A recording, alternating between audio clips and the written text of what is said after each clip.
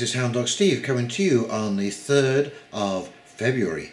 And a warm welcome to all of you, and it's great to be here this evening. And I'm glad that you've taken a moment out of your life to join the conversation and be a part of creating the kind of future that we all want to see. This evening we're going to be talking about President Emmanuel Macron. Yes, he's just recently revealed in an interview with the major press outlets in Europe that he too is a yellow vest. How fascinating. Here is a man who was raised in privilege. He has never had to battle any of the elements as you and I have, and you may say yes, he's been a success, but he never had to struggle to pay for his university education. He was born into privilege, and all of his life so far has been learning how to maintain that privilege for himself and his friends. So for him to say that he is a yellow vest and that he understands what is going on, after, of course, he's called the Yellow Vest protesters thugs and brutes, and told them to go get a job, and these kind of things, which is, pretty insulting when, what has really happened in France.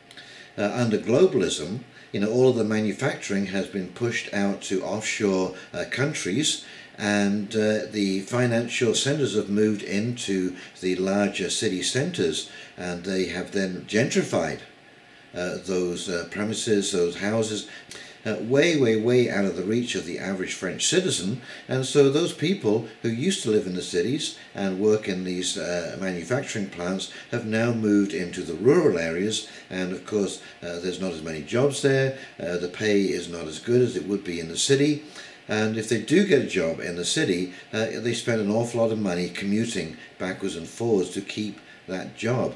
And of course, when Macron put on the carbon tax, it was really just the final straw that broke the camel's back. And the fact that, he's basically saying that he's not going to roll back any of the changes, any of the cutting of the pension plan, of the property tax on the less wealthy, just shows that, firstly, the globalists do not like to negotiate.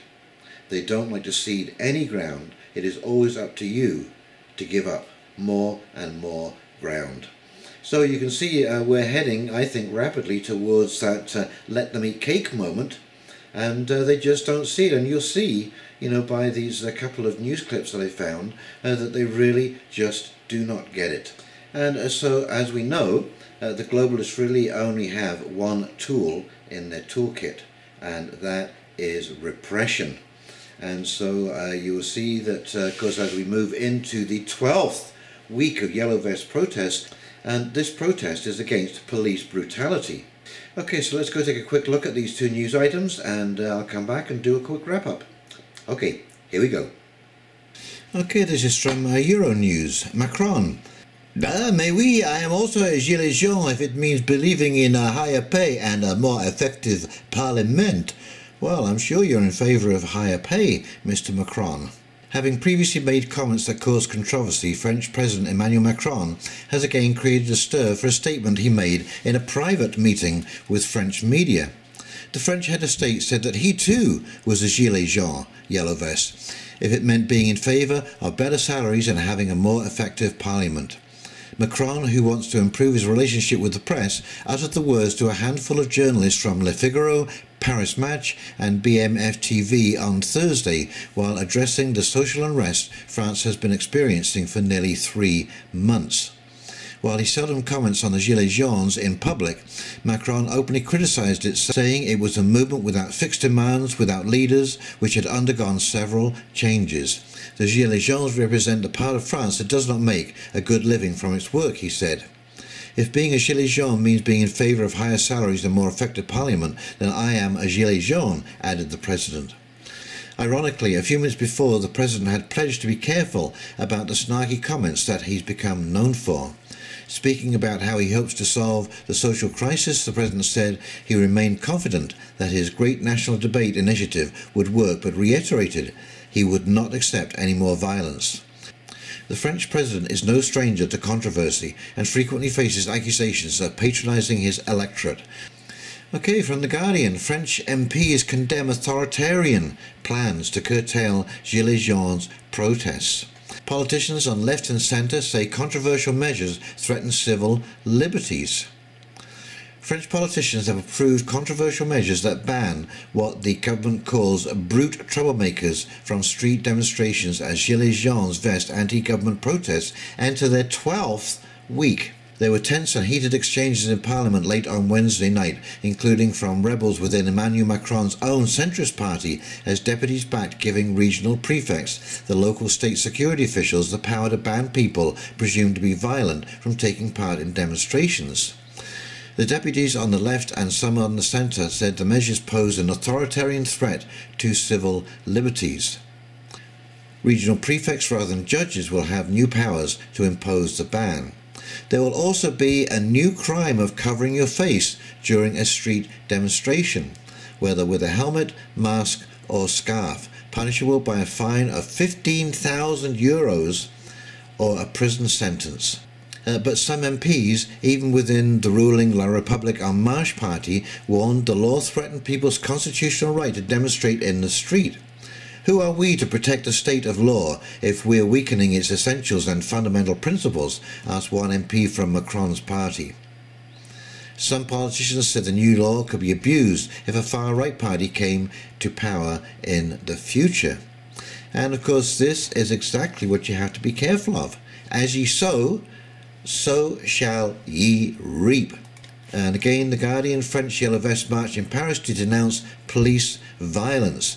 And this is the flashball gun that police have been using. It fires a semi-hard rubber ball, but there are people who have been losing eyes and so on and so forth. But they have been seriously injuring protesters, and they have been asked not to use them. Several thousand Gilets Jaunes protesters have marched through Paris and other French cities on Saturday for the 12th weekend of action against the government, despite opinion polls pointing to a recovery in Emmanuel Macron's popularity. And we all believe those opinion polls, don't we, folks? As in previous weeks, protesters carried French flags and held signs attacking the French president as being out of touch or calling for referendums tabled by citizens. Protesters injured in previous weeks of violence were put at the front of the protests, some of whom wore eye patches with a target sign on them. And again, here we go. The government warned on Friday that police would not hesitate to use flashballs in the event of violence by demonstrators after it was authorized by France's highest administrative court. Flashball riot control guns are banned in much of Europe. Now, of course, as he says, Macron thinks that these debates, town hall debates that are going on through France for the next 2 or 3 months are going to solve all the problems. And again, it just shows that the globalists really just do not understand. They do not have the finger on the pulse. And as I've said many times, this is what happens when you live in an echo chamber and eat caviar and pâté de foie gras all the time. It numbs the mind to the plight of the less fortunate in this world.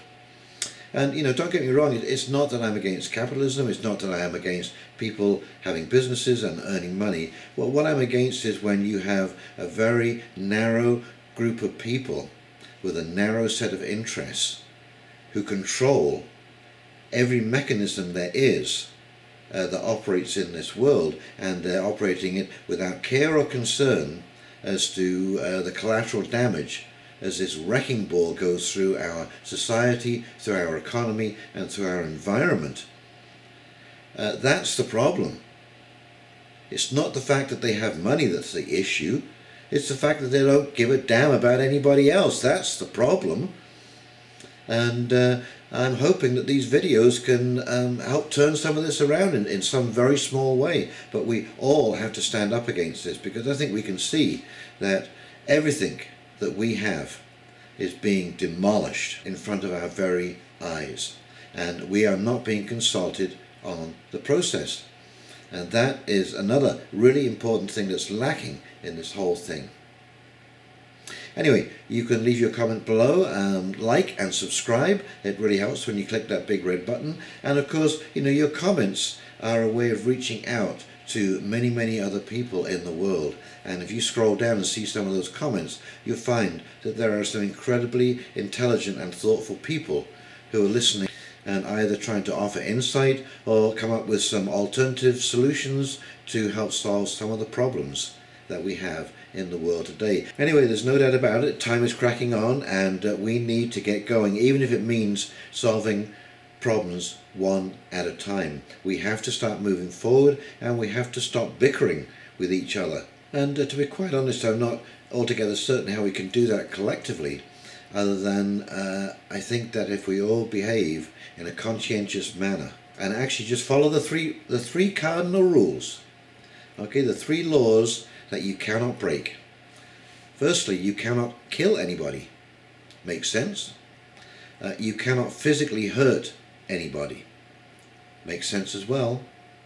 And you cannot lie in your contracts, which means being honest.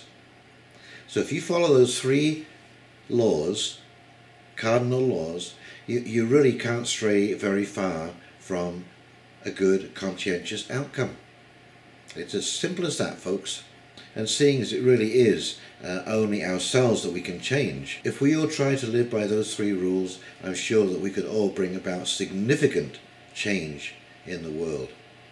Remember, we're the majority.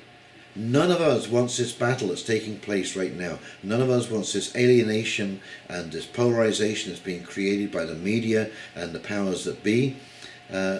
Most people that I see want to get along together and enjoy their lives as best they can. So this is not going to change until we start working together, talking about this issue, talking about these subjects, and leading the kind of life that exemplifies that. In the meantime, this is Hound Dog Steve signing off, and we'll be talking to you very, very soon. See you now. Bye.